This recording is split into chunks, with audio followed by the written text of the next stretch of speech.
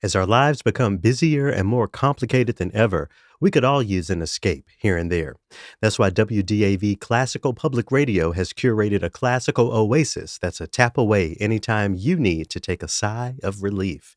At the WDAV mobile app, you can stream WDAV's 24/7 classical music programming on demand from anywhere you are. Check out past episodes of shows that celebrate classical music's remarkable diversity, like WDAV's bilingual program Concierto and Noteworthy, the series hosted by yours truly. You'll also get access to a great variety of podcast episodes, blog articles, and more that shine a spotlight on the music and arts you love. Download the WDAV mobile app now at wdav.org/app, or if you're in the Charlotte, North Carolina area, tune your radio to 89.9 FM. Take a deep breath and enjoy.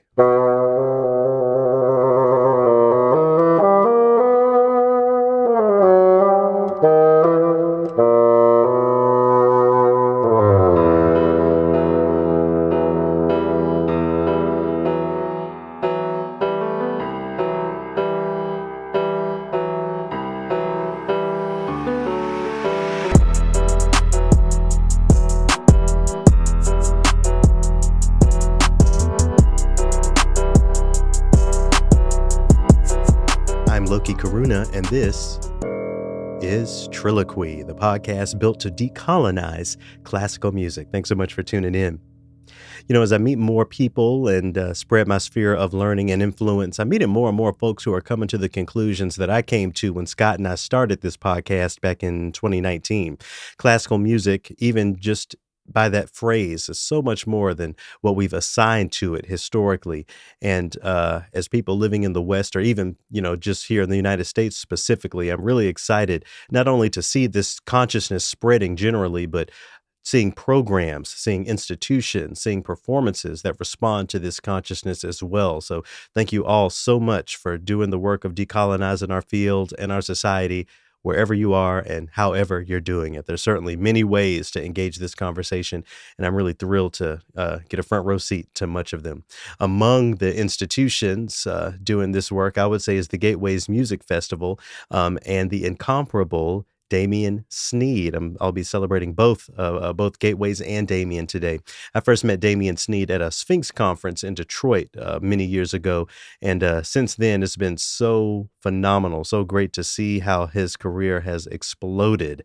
Damien is not only a composer, but he's a teacher, an academic, an intellect. He's a performing musician, and he's the latest recipient of a commission from the Gateways Music Festival. So I'm recording this on April 17th, 2025.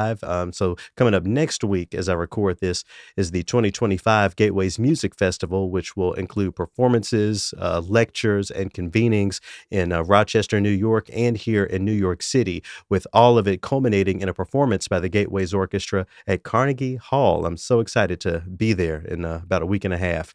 Damien has a piece of music on the program featuring Janae Bridges that we talk about in our chat today, as well as his trajectory as a musician and as an intellect and lots more. He's a fascinating human being with lots to say, and I'm so incredibly thankful to have been able to spend the time with Damien, and hope you enjoy the conversation that he and I shared. To get us there, I'd like to give you a taste of some of what he gifts to the world through his creativity. Damien Sneed featured here with the ensemble known as the Levites in a recording of a tune titled Call Him by His Name. Again, hope you enjoy, and I'll offer more on the other side.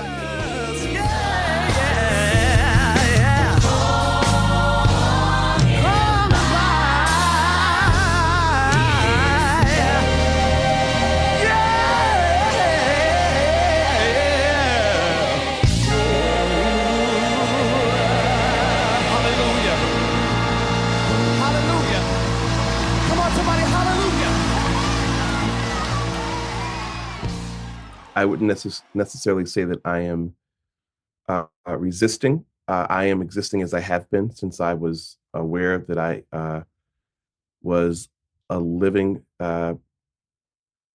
sentient being in the earth. I was blessed to have two parents who adopted me, who were born in the 30s, 1933 and 1935, respectfully. And they really instilled within me resilience, perseverance, understanding, the love of others, and a pride for my culture, my heritage, and my roots. where does that pride manifest? How does it show up for you? Every day, when I walk outside as a black man, an endangered species, have it, or so be it. When I step into any environment, no matter what the demographic, when I ride planes, as I've been in planes several times for trips, and people ask me, "Oh, you must be a basketball player. What are you doing up here in first class?" Things like that. And I say, "No, I'm a musician." "Oh, you're a musician, so you do rap." I've collaborated with some rap and hip hop artists. "Oh, well, you must just do jazz, da da da da da." And this person continued to start giving their interpretation of scatting. And I said, actually, I do jazz as well, but mainly most of my work is in classical music. "Oh, come on, you're lying." I said, "No, actually, I'm going to conduct an opera." "Sure, you are. Let me see the score." And I pulled out the score and showed her my one of my batons that I keep in my carry-on bag, and she was very shocked. So for me, every day I have to reset, start my morning, command my morning, um, and just exist and understand that I have to represent myself, those coming after me, and especially those who came before me, because I stand on their shoulders. I want to pull on a thread that you've revealed there. It's, very important for people to understand that Black folks do and have always been a key part of what we call classical music. But we also have to affirm those other Black musical art forms that you mentioned there, that some of those assumptions as those assumptions come up when it comes to us being at the intersection of being Black and being musicians. I wonder if you can speak more to an affirmation of Black music, jazz, hip hop, all of these things alongside the classical training as it shows up in your life. Duke Ellington said, "Music, all music, good music, music is music." People paraphrase that. Damien Sneed says, uh, "There's nothing wrong with having an education that allows me to have the tools to communicate effectively, to be able to execute any musical style that's placed in front of me from any part or corner of the earth. There's nothing wrong with me uh, having an understanding of history and context to know what genres, subgenres, and I really don't like, well, it is a word that has a definition, but a lot of genres and subgenres were notated, denoted for the sake of commercial expression so people could have a category to give someone a prize or a piece of plastic or something that looks like it's golden. So they put people in boxes. They try to associate certain uh, genres with certain demographics, certain places, certain locations. uh, and it's very interesting when I teach courses in African American music history or Black music history.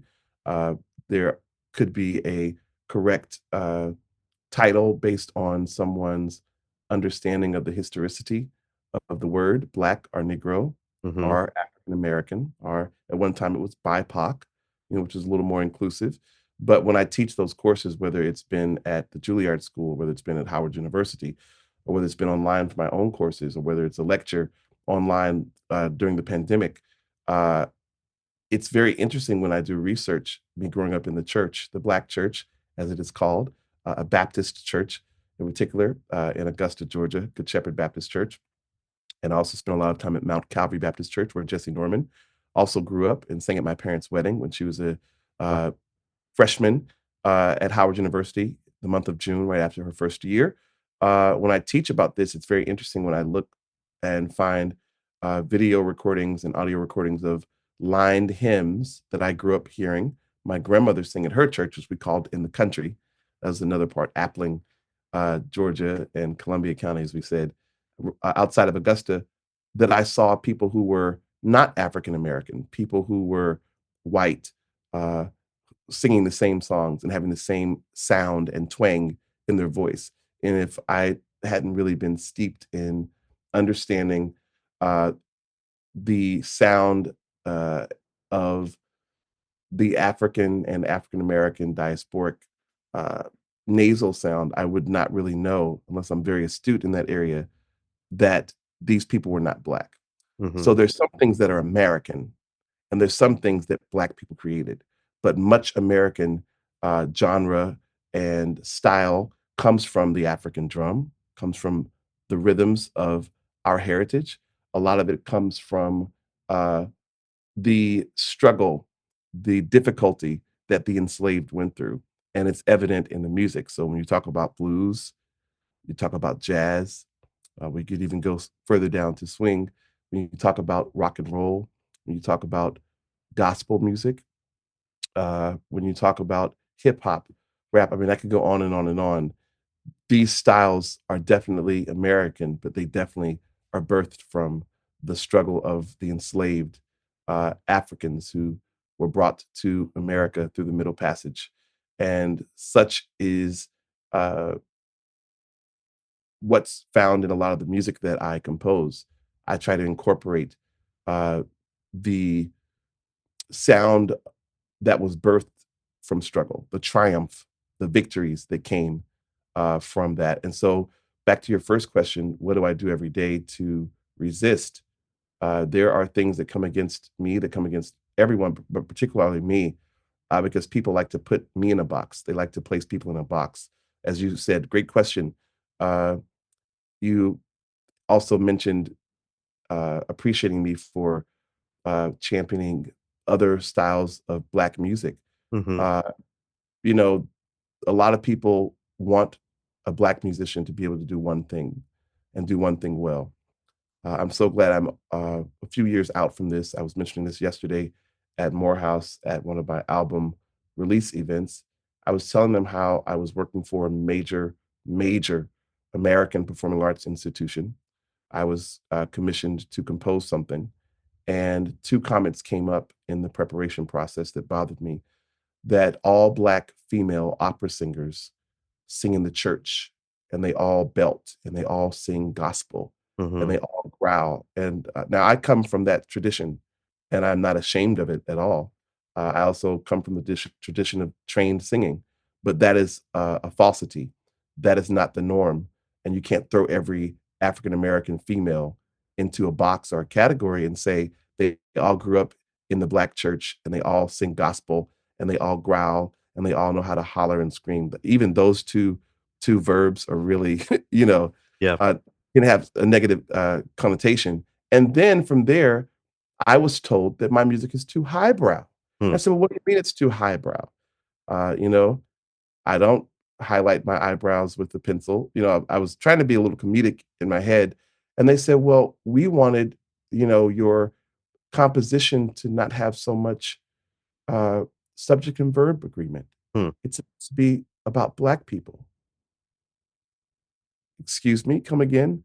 We wanted your music to have some Black music, some jazz. Ba-da ba-da ba-dee. I'll never forget that particular scat. Ba-da ba-da ba-dee, ba-da ba-da ba-doo. And, I said, well, all that's incorporated in my musical style.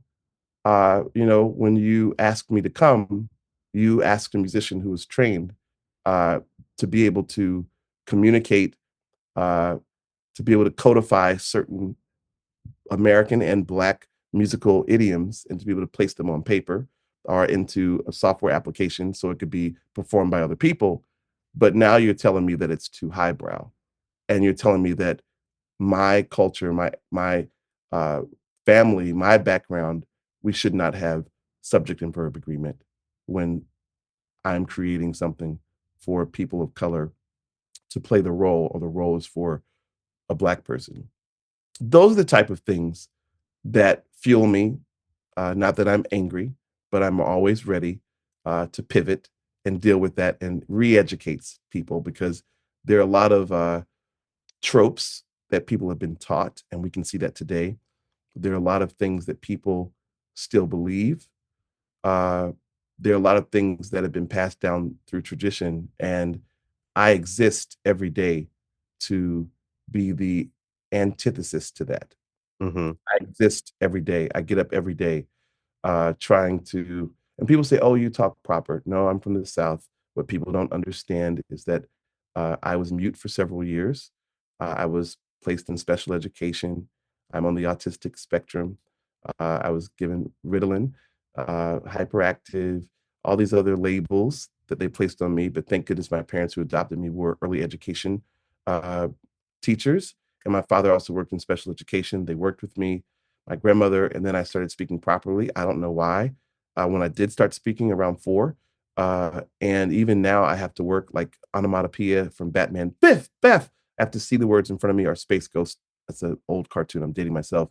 But I am who I am, but you can never judge someone or place them in a box based on what you see on the outside of a book cover or the outside. You have to get inside of the book. You have to read the chapters and have an understanding. And you yourself, this program, I remember our first time meeting at the Sphinx uh, conference. Hmm. It was in Michigan after I was Sphinx Medal of Excellence recipient. Your resilience, your brilliant intellect is second to none. Uh, I love that you are one who doesn't mind speaking to the elephants in the room. I said elephants plural, even Hmm. though people said elephant. And what we do as musicians, as those who somehow float to the top, even when people try to push us down, we're still buoyant. That existence is uh, it's a great triumph and victory to our ancestors, to those who are marginalized, even though that's unfortunately still happening, Hmm. as we can see in media and hearing the news about what's going on. But this existence, this platform, being able to share this way, while we still have freedom of speech here in the United States of America, per our Constitution, it's amazing. So that way, our history is never forgotten, so that those who come behind us will be able to stand on our shoulders, lest we forget. Thank you so much for those words. I'm very honored. I want to, when you were talking, you had me thinking about this idea of not only cultural experience but cultural memory, especially when you talk about what's passed down. When we name all of these different Black musical aesthetics, blues, jazz, talk about the Black history of rock and roll and all of these things, their country music, even, there is that cultural memory that exists there for so many people that does not exist on the classical side. Some of the most educated, well-traveled, well-read Black people just don't know the name Margaret Bonds. They don't know the name Henry Thacker Burley. I wonder what sense of power or what sense of responsibility you feel to Black people, not only as someone who exists in classical music, but someone who has been commissioned by a leading Black classical institution. It's absolutely imperative that more Black people understand those names, Henry Thacker Burley, and understand Margaret Bonds, Florence Price, Jesse Norman, Kathleen Battle, Sylvia Odin Lee, Everett Lee, people like Nathaniel Dett, William Levi Dawson. I mean, the list goes on and on and on. Carmen Balthrop. I could just continue to list so many great musicians, singers, Sanford Allen. There's so many. But if we don't know about these people who did not have a lot of opportunity, but still succeeded in a major way, they composed phenomenal compositions. They broke barriers and were the first of their kind. Leontine Price, Marian Anderson. I know someone's saying, "Oh, you forgot this name, you forgot that name." No, I didn't forget any names. I'm just naming a few because all of their contributions are so weighty and full, massive, monstrous, epic. Uh, I think it's a travesty. I was teaching a student.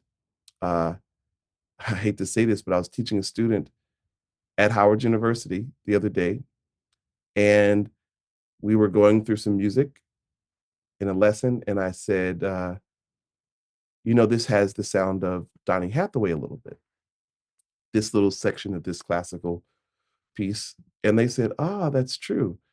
And I said, "Well, you're standing in the same room that he was in." They said, "What do you mean? How did you know that?" I said, "Donny Hathaway went here." And they were shocked. And I feel like that's my fault Hmm. as a faculty member. Even though I'm just starting there, we have to make sure that people are aware of the footsteps of our ancestors.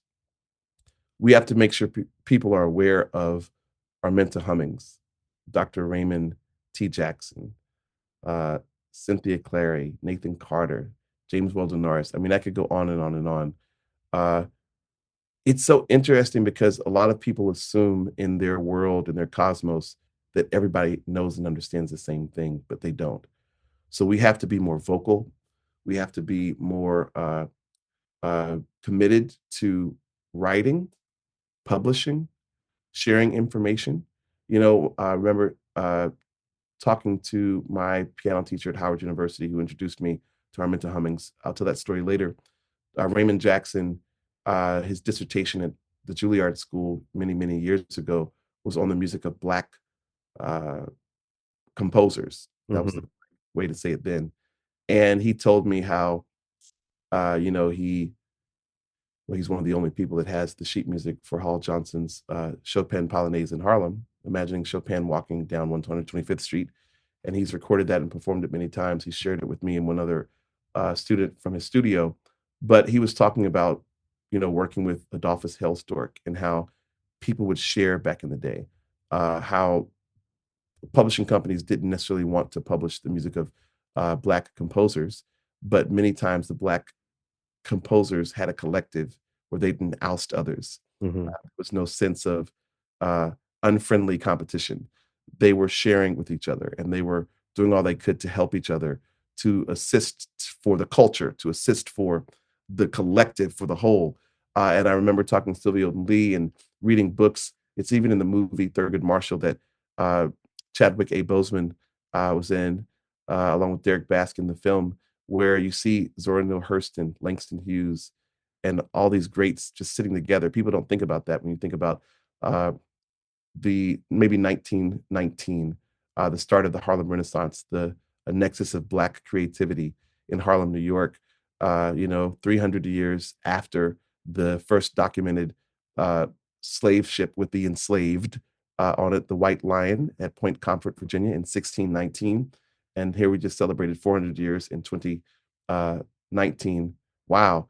But to think about that Elaine Locke painted this uh, beautiful uh, literary tapestry to mention and say the new Negro, and it was a Mhm. time where artistic expression among Black people was not only in art, but it was in literature, poetry, music, and the music was celebrated, and people respected each other for their various different types of diversification. And I think when people become okay with that, they'll understand. As my godmother, the late Jessie Norman, I tried to follow in her footsteps by going to Howard and Peabody. As she stated many times, pigeonholes are for pigeons. Mhm.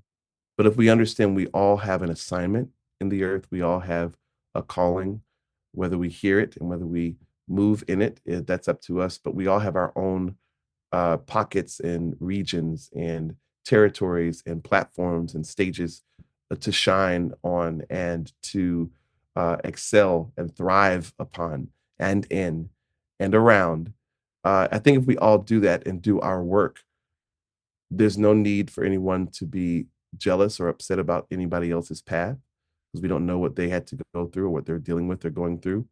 And then we can celebrate all styles of Black music and celebrate all styles of music. And as someone who's I have a long way to go, but as someone who wants myself and desires to be a lexicon of information concerning Black music, I also have to understand the music of other cultures. So Mhm. that my way of explaining to people who are not American and who are not Black about my music, whether I'm in Finland or whether I'm in Osaka, Japan, or whether I'm in Derby, of the United Kingdom, or whether I'm in Sweden, or whether I'm in Valencia, or Barcelona, or Madrid, in España, in Spain, or whether I'm in Morocco, or whether I'm in Durban, or South Africa, Port Elizabeth, wherever I may be, Zimbabwe, I need to understand their culture and understand their music as well. Because Mhm.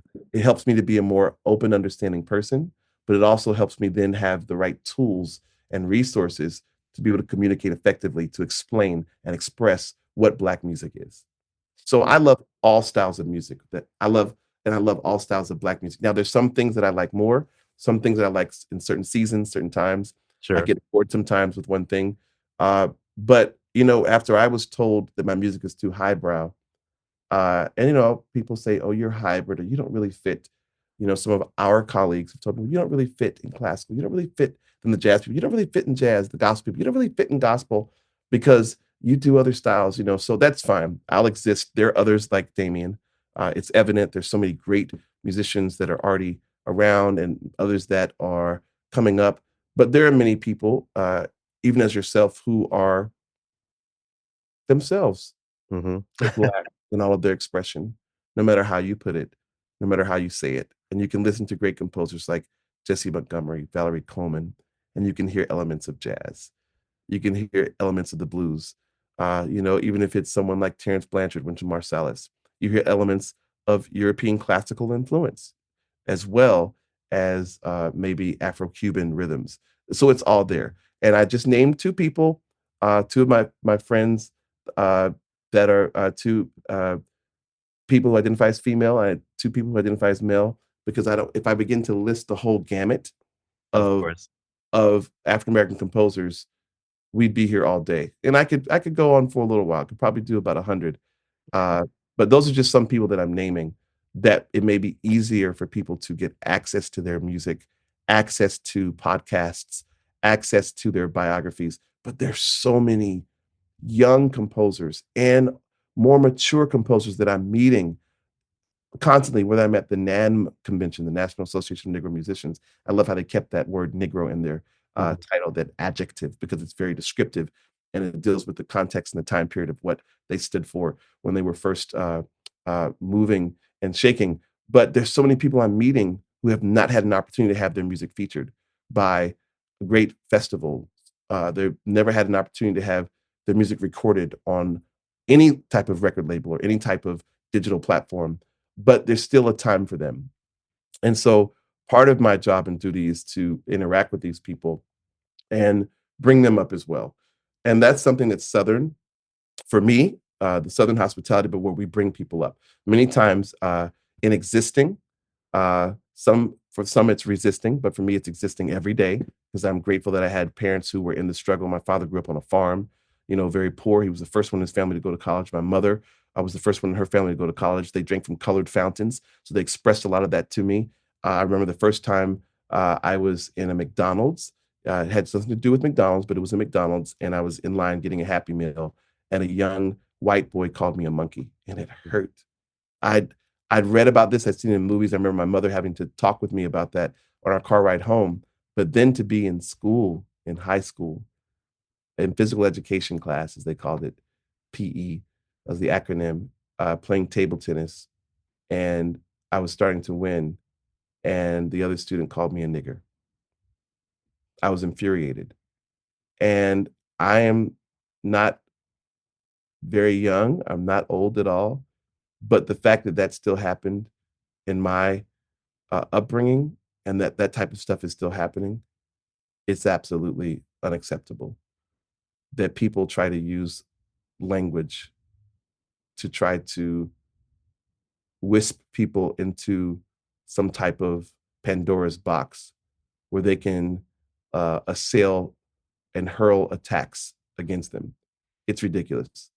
So I exist every day, and all those things fuel me so that I can try to help others and other Black creatives find their way and continue to try to be one who celebrates all things Black music.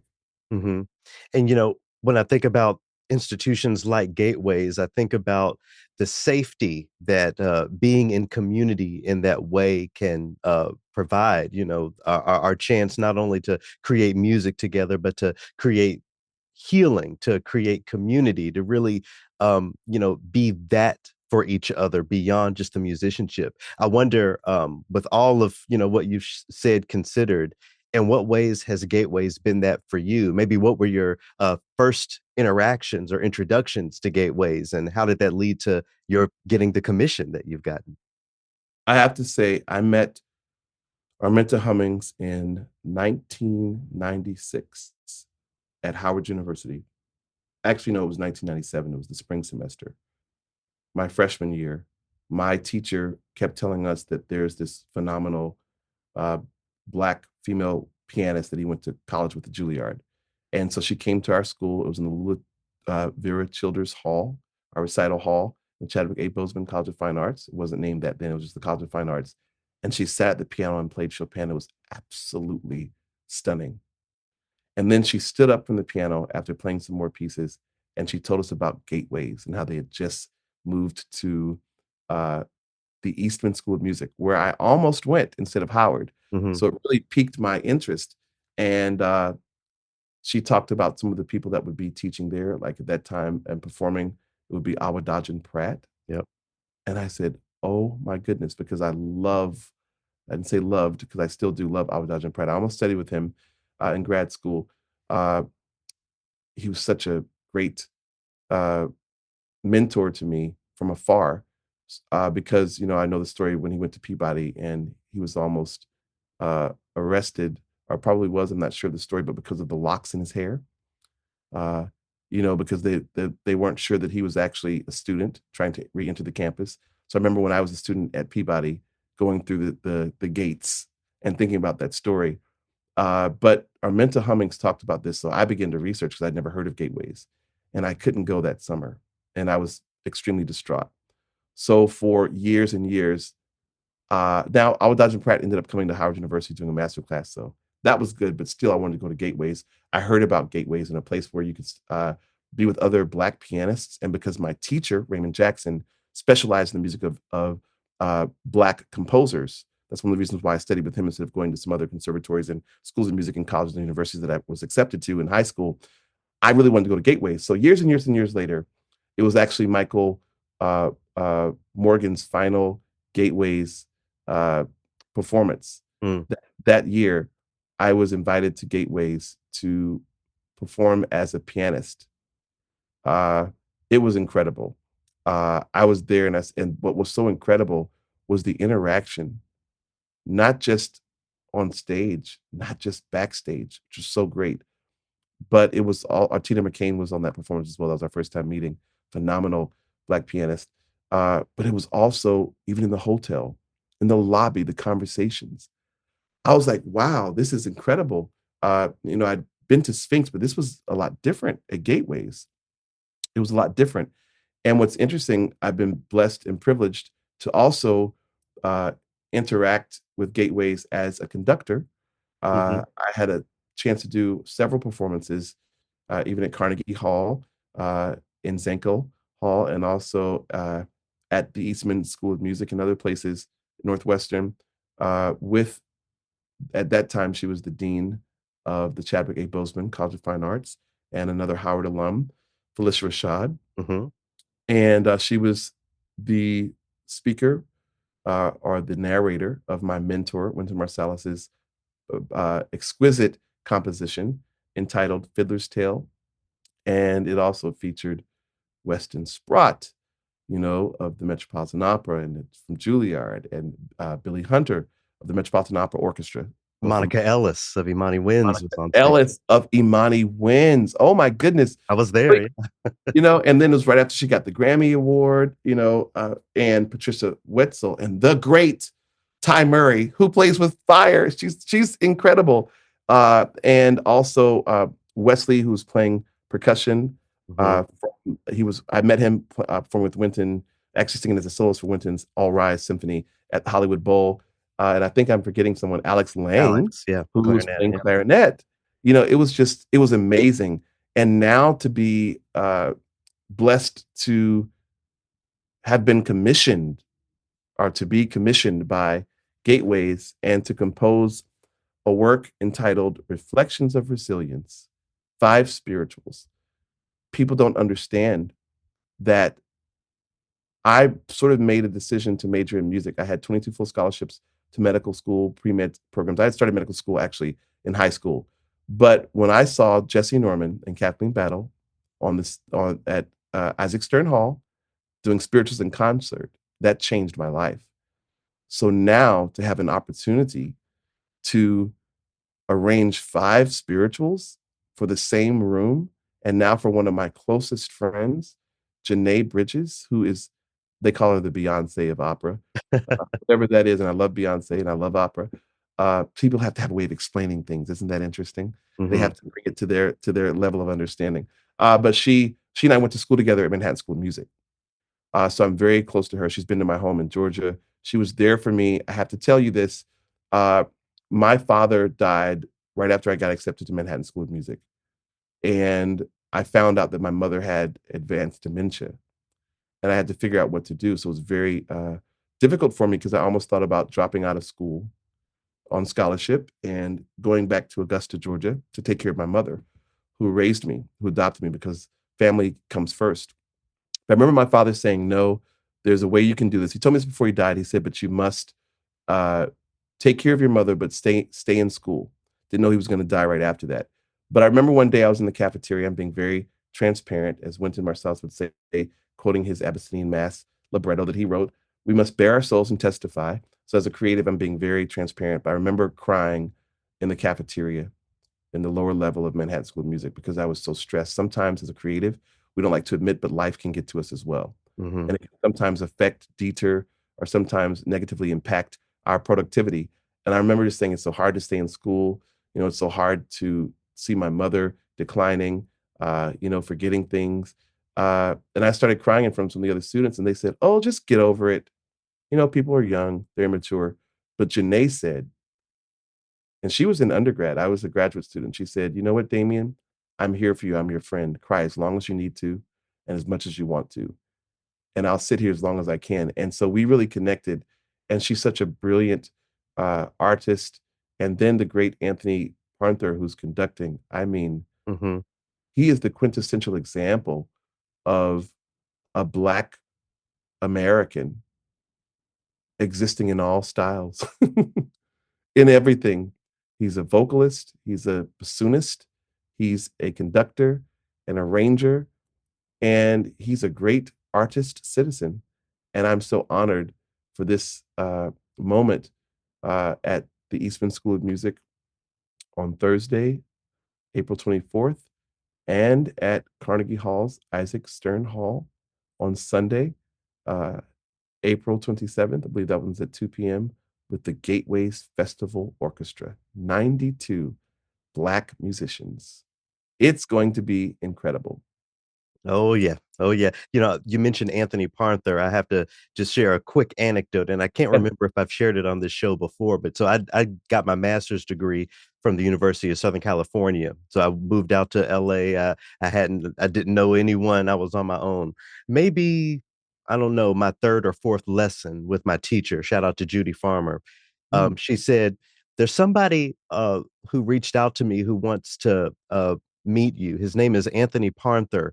And I could tell that my teacher was using kid gloves with me, but basically she said, I want you to understand that I'm not passing his name on to you because you're both Black, and at the same time I think that level of community is important. So somehow Anthony just keeps a radar on the Black musicians who are coming in and out of town. I don't know how he originally got my name, but that was the beginning of incredible collaborations and even greater friendship. So definitely want to lift up his name.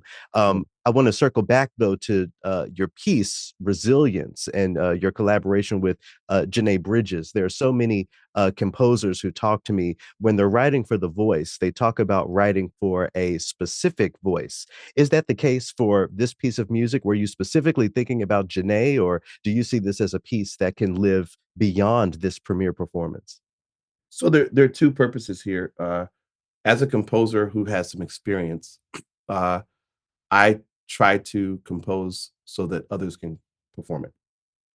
I know a lot of people were upset, like my spiritual sketches that I arranged for Lawrence Brownlee. A lot of people said, "Well, why don't you put it in this key because it doesn't fit every Fock, it doesn't fit every voice type in my ear as the composer." Uh, some people have, you know, changed the keys on their own. And I'm like, okay, sounds good, it works. But I begin to create certain things that anyone can do, anyone can perform. However, this also has uh, a perfect glove fit, I believe, for Janae Bridges. Why? Because I've been able to experience and watch and observe her voice since she was uh, in undergrad. So I've seen the voice change. I've heard it. I've worked with her. She's performed with me in my choral group, Chorale Chateau, with Wynton Marsalis. Uh, I've accompanied Janae. We performed for Jesse Norman's funeral in Augusta, Georgia, at the Metropolitan Opera for her memorial there. We've done recordings. I've played classical operatic arias uh, for her as accompanist, spirituals. One was composed by the great Carlos Simon. Hmm. Uh, so I've seen how her voice fits in the hand of other phenomenal Black composers. That's just one to name one person.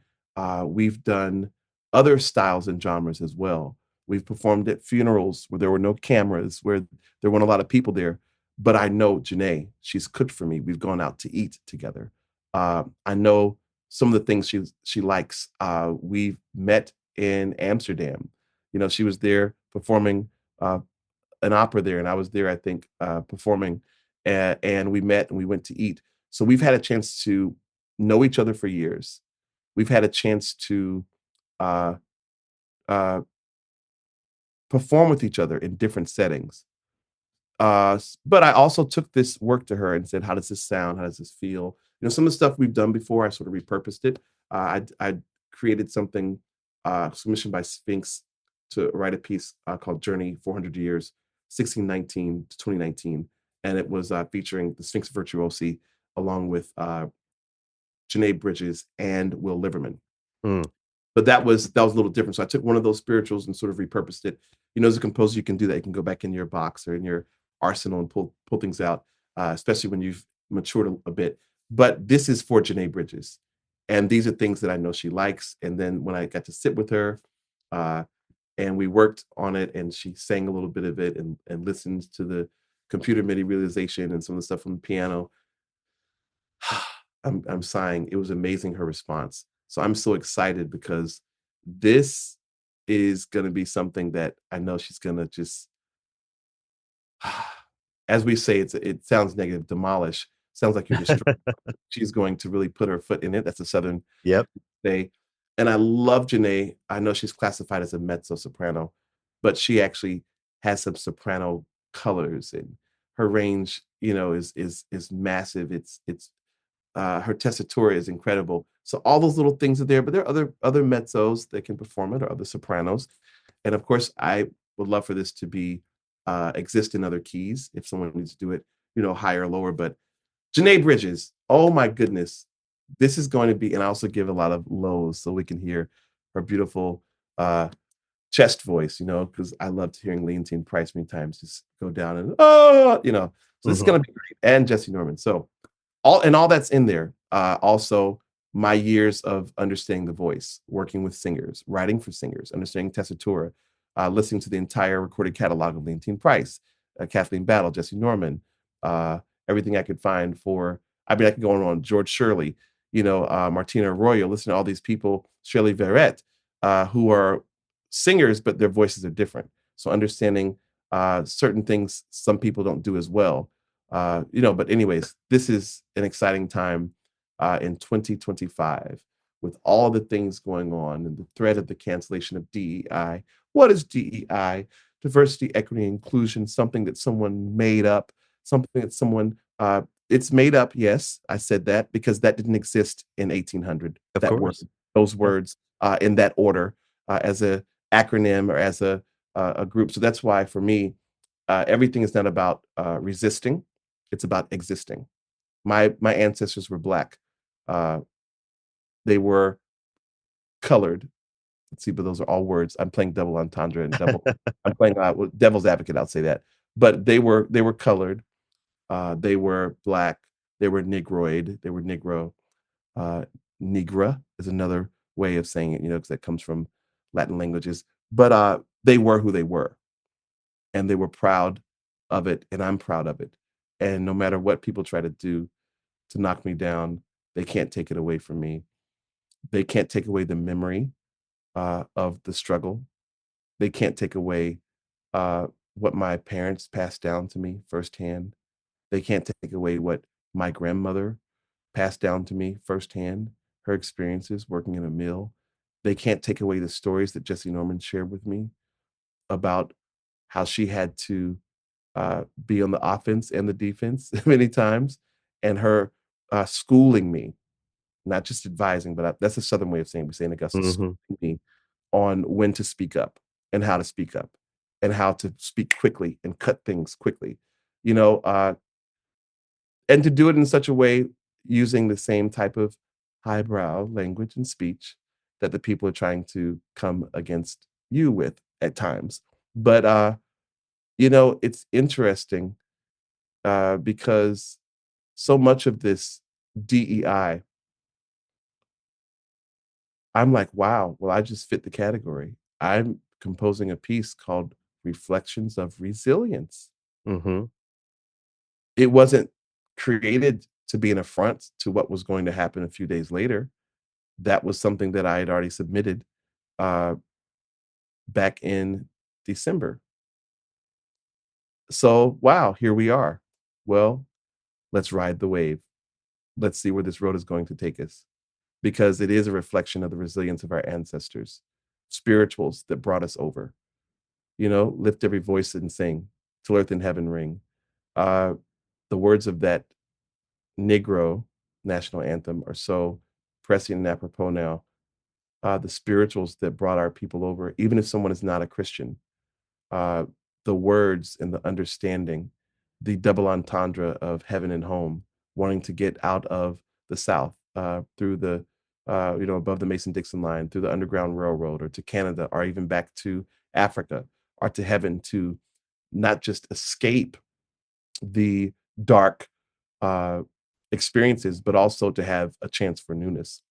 You Mhm. think about artists like Jacob Lawrence, who's beautifully depicted the Great Migration movement in America, where so many of the enslaved and their, the freed enslaved and their uh, children and grandchildren were able to move outside of the South and the places where plantations were prevalent and go to California and go to Chicago. We have the Florence Price and people like that that came out of that, and to go around the world and to share who they are just by existing. It's something that's really wonderful when you think about it. And in 400 years, and now, what is this, 20, 21, 22, 23, 24, 25, about 406 years that our people are still here. We couldn't be obliterated. Our song, our story will never die, and we're still here. And that's something that we should reflect on in celebration and to continue keeping everything going forward. Uh, it's going to be a great time. And I'm grateful to Gateways for giving not just me, but other composers like James Cockram, who composed Mhm. past, but giving an opportunity for the voice of Blacks in America, African Americans. Uh, that's rare. And what's really rare is the cadre of musicians. I have so many friends in the orchestra. I don't want to start naming people, Right. but these musicians, and then I have friends who played last year. I had a chance to work with them as a pianist and arranging one of the songs when we were at Symphony Hall in Chicago. But these musicians are incredible. They're educated. They are artists. They're not just, as in jazz we say, sidemen, but they're artists. They don't always accompany. They all have concerti under their fingers or in their embouchure, ready to play. They are educators. They are in the struggle. They are existing and resisting just by being. Mhm. uh, this is really incredible. This is a time where I wish CNN, NBC, Right. CBS, I wish they were all there. Uh, Essence, BET. I mean, let's talk about them as well. See, you're stirring the pot for what I wanted to say. We highlight, and I'm saying we, so I'm not wagging a finger. But as those in media, we should stop highlighting things to spin off a certain narrative. But you're right. BET, Essence Magazine, NBC Black, uh, Fox Soul. every yes, every uh, Black person that's in public relations, publicity, marketing, everybody should be there. Every HBCU should have representation in the room.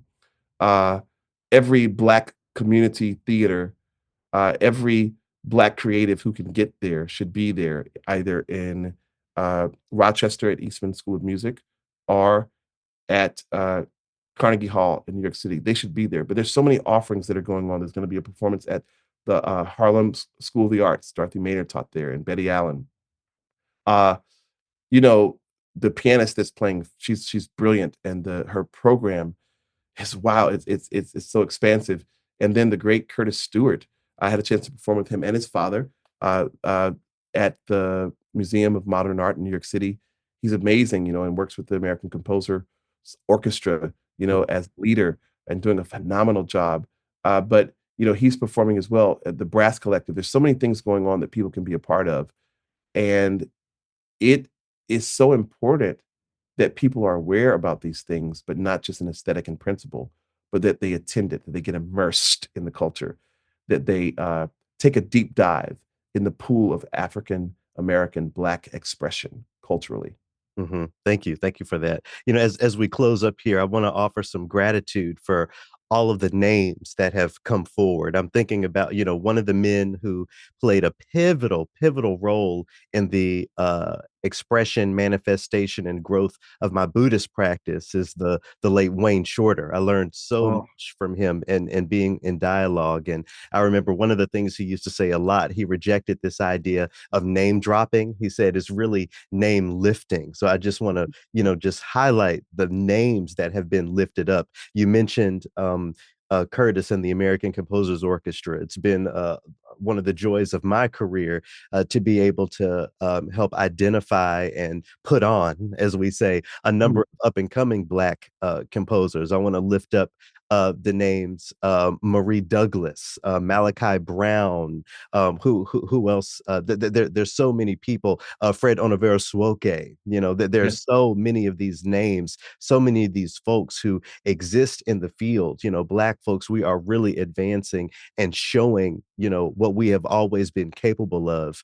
Across so-called genre, across so-called discipline. We're in the culinary arts, we're architects, we're all of these things. All of this to ask you my final question. Considering the strides we've made, I wonder what you see for us in the future. We have an all-Black orchestra performing at Carnegie Hall here in a couple weeks. There have definitely been strides forward, but how much further do we have to go as artists and as people? What do you see for us in the next generation? There's no limit. In one of my speeches, I believe I was the closing plenary speaker for the Sphinx conference.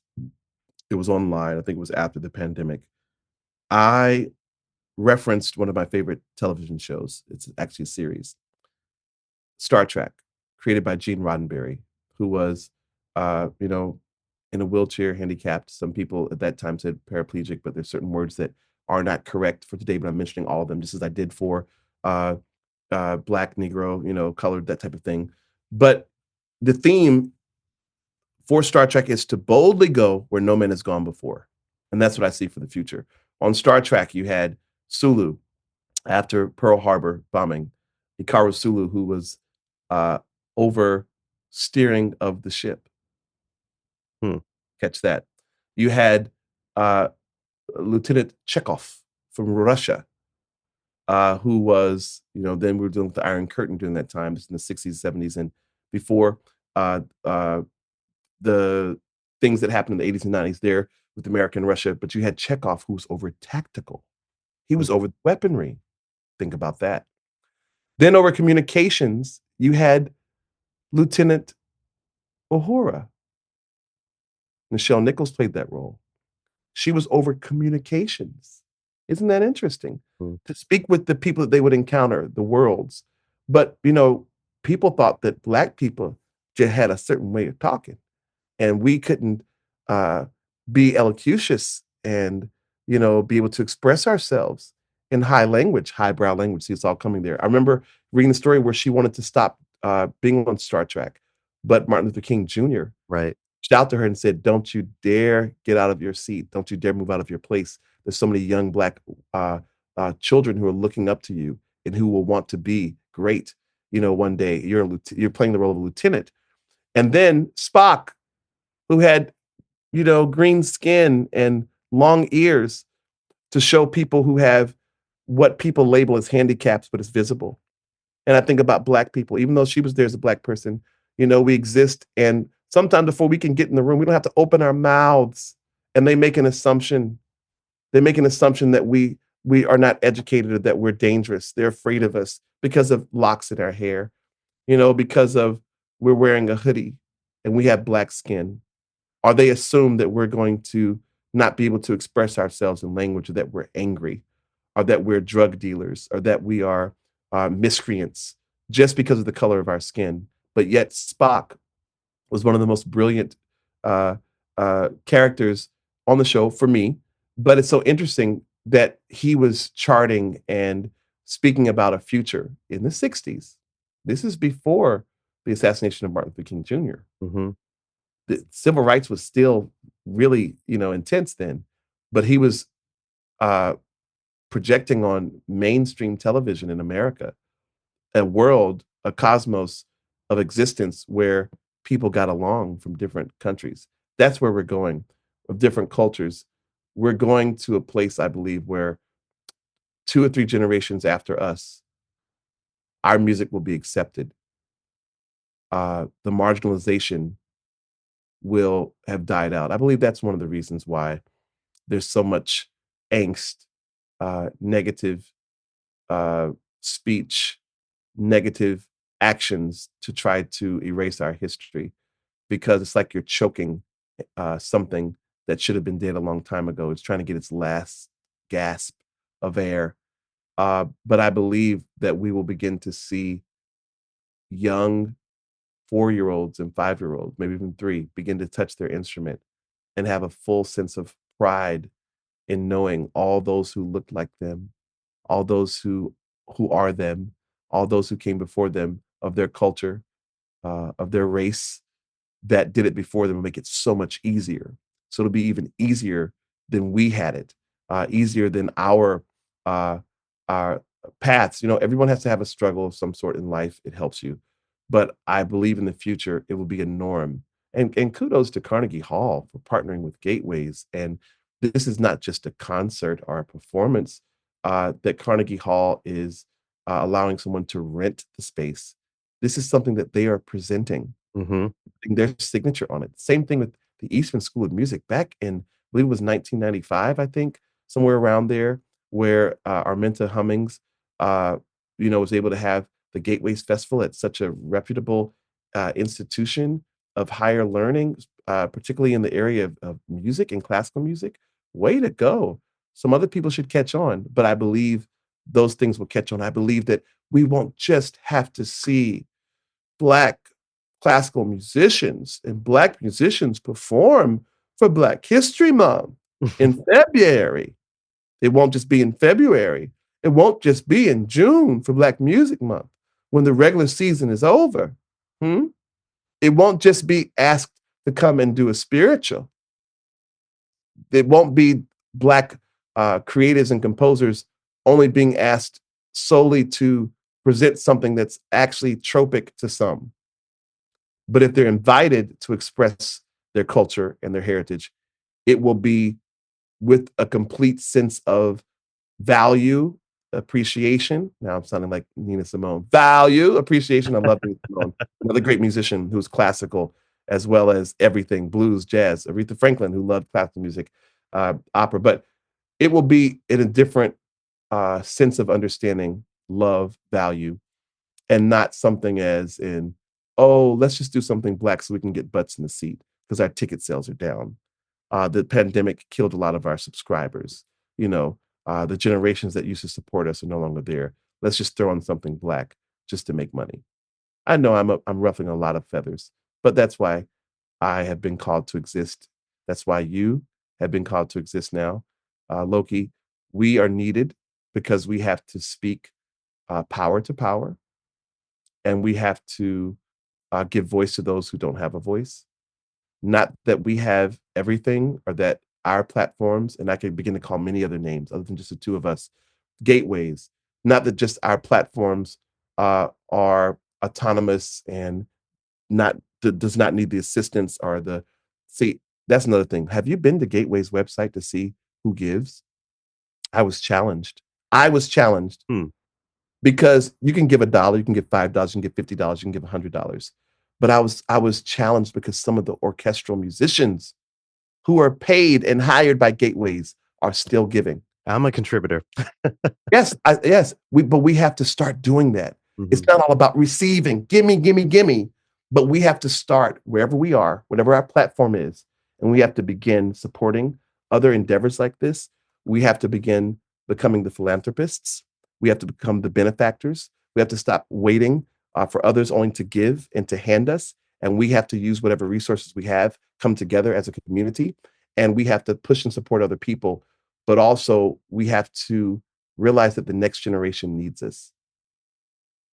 And it's now time for us to stand up to the challenge, put our hands in the plow, hold on, and guide where we're going into the future. And so I think the future holds some bright promises.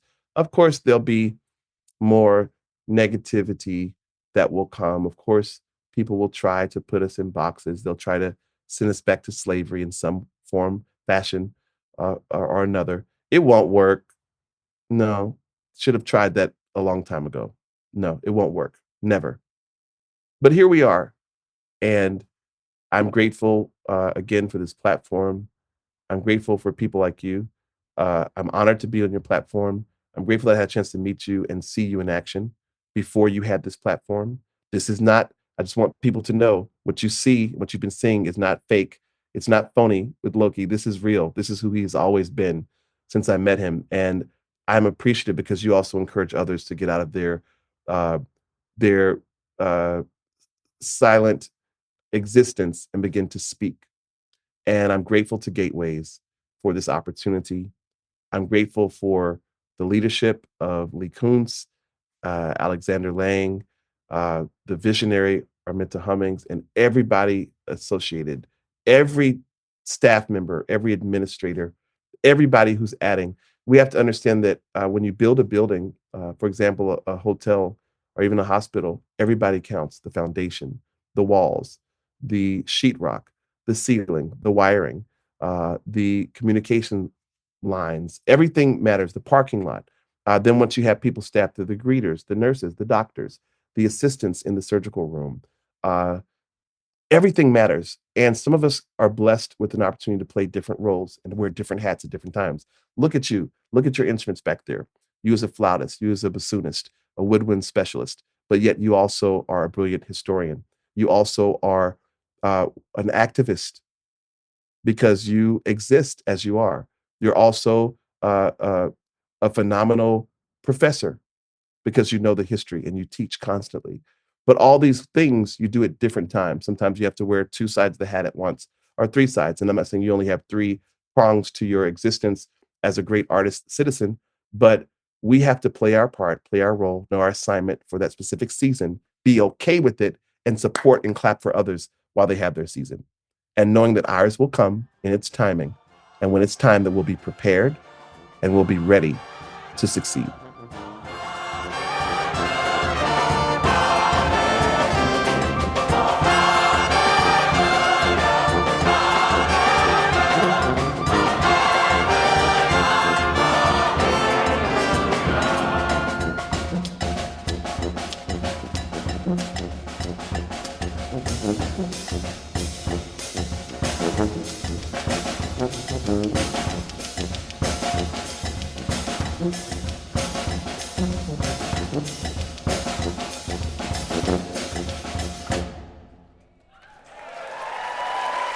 That's Come and Join the Army. Amen. A movement from the Abyssinian Mass featuring the Jazz at Lincoln Center Orchestra, Chorale Le Chateau, and Mr. Damien Sneed. Thank you to Damien and everyone over at the Gateways Music Festival for making this interview possible. I can't wait to check out the upcoming performance at Carnegie Hall.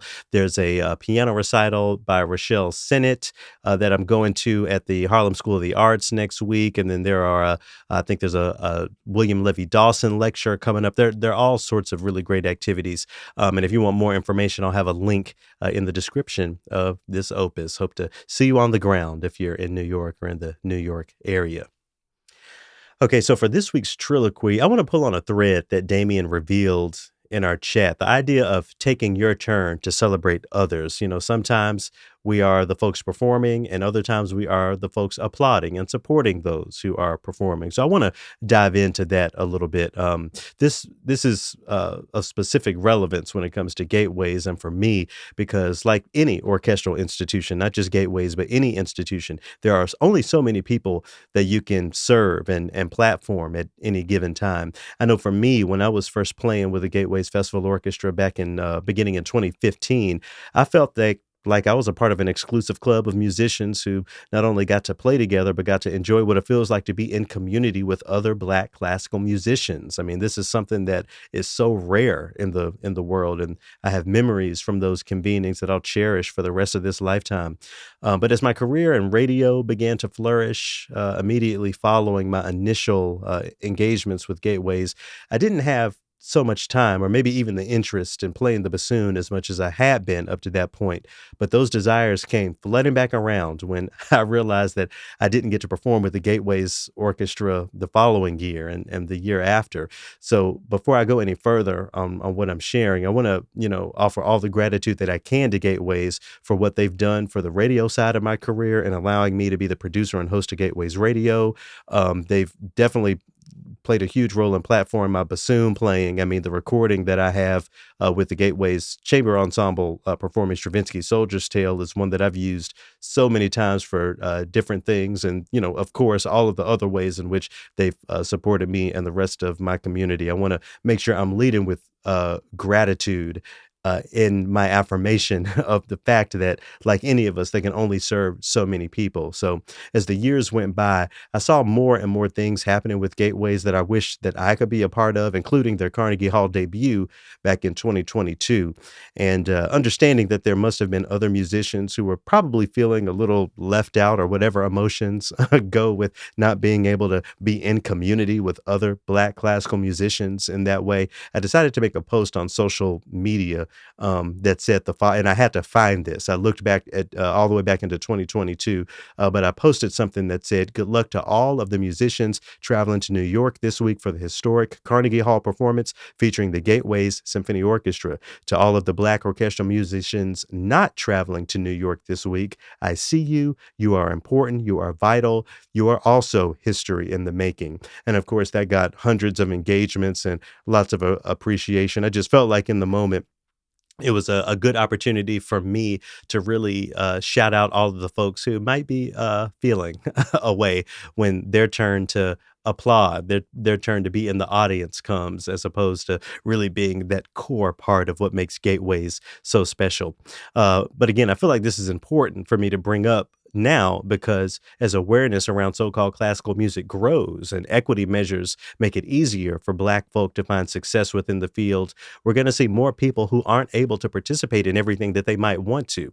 Speaking for myself, there were many times when I felt like I did everything I was supposed to do to be able to be a first call for things like the Gateways Festival Orchestra. I went to school, I got degrees in bassoon, I won auditions, unlike many people are able to do. I have a lot of privilege and fortune there, and I made it to the pros as a bassoonist. But as Damien was saying in our chat, it's not always about me. It's not always about you, despite what your accolades and your specific sort of qualifications are. Sometimes the picture is so much bigger. I would go as far as to say most times the picture is so much bigger than just ourselves and how we see our positionality and how things make us feel. And that's why I'm grateful to be able to center my engagement with Black orchestral music today, not just as a bassoonist, not just as someone who plays the flute, not just as a conductor, but as a producer, as an administrator, in so many different ways.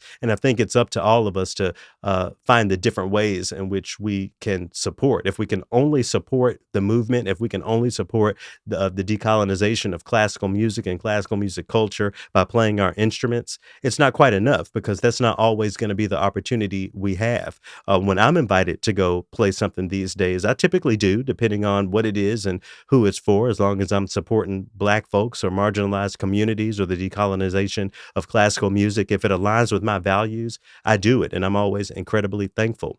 When something happens that I don't get to participate in, like the Gateways performance in Carnegie, I cheer them on because musicians also need audiences, right? So, to anyone and to everyone feeling left out of something these days, maybe it's not even music, but you're feeling left out of anything, I hope you'll try to deal with those feelings in a way that affirm the people who are taking a place that you aren't able to take right now. I can go into my Buddhism and talk about karmic relationships. Maybe it's not your karma to get this specific job, or maybe that's a message to everyone applying to my job that I'm leaving at ACO. Maybe it's not your karma or your purpose to get that job, or to or play with this orchestra, or to get admitted into this school. I'm reading Nina Simone's autobiography right now, and I'm taking a second look and how she engaged her not getting into Curtis. If she did get into Curtis, maybe we wouldn't have the music and the stories of Nina Simone that we have today. Again, it's always so much bigger than us most of the time.